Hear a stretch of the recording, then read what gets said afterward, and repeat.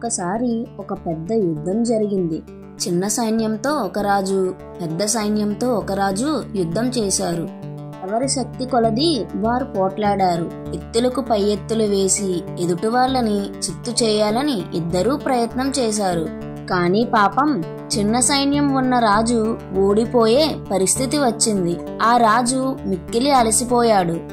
ఒంటి నిండా దెబ్బలతో అతనికి నిలబడే శక్తి కూడా లేకపోయింది. తాను నెగ్గడం ఎటూ కుదరదని తెలిసి ఆ రాజు మెల్లగా ప్రక్కదారిన పారిపోయి దగ్గరలోని ఒక గుహలో దాక్కున్నాడు.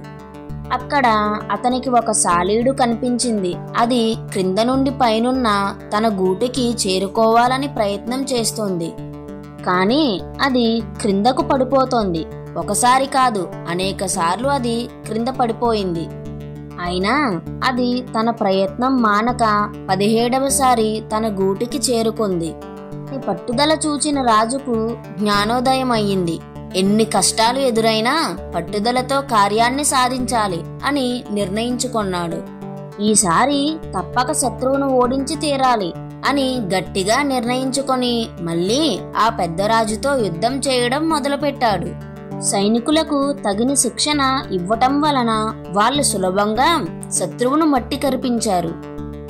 పెద్ద సైన్యం గల రాజే ఓడిపోయాడు. చిన్నరాజు విజేత అయ్యాడు. ఈ కథ యొక్క నీతి ఏమిటంటే పట్టుదల, శ్రమ విజయానికి కారణం. ఇలాంటి మరెన్నో కథల కోసం లైక్, షేర్ అండ్ సబ్స్క్రైబ్ కుట్టి టాక్స్.